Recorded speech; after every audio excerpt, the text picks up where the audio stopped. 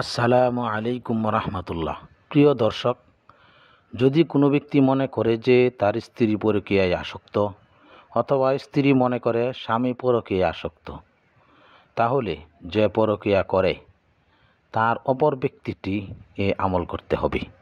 যিনি করবেন সে পরহেজগার হতে হবে তথা 5 ওয়াক্ত নামাজি হতে হবে। তা কীভাবে এ আমল করবেন?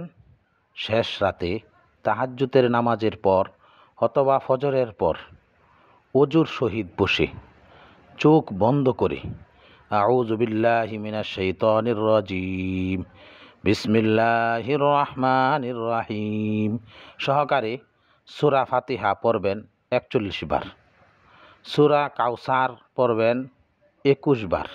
এই সূরাগুলো যেহেতু পরিচিত তাই পরে তেলাওয়াত করে শোনাই নাই। এরপর ইয়া কাহারু 41 বার পাঠ করে 1 গ্লাস পানি নিয়ে পানিতে ফুঁক দেবেন 41 বার।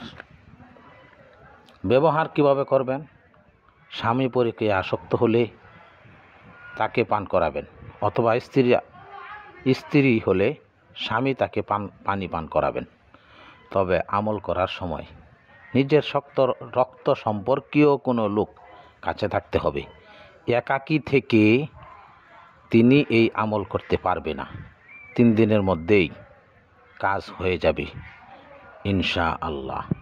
একজন অপরজনকে দেখবে সে পরকীয়া ছেড়ে তাহার কাছে চলে এসেছে।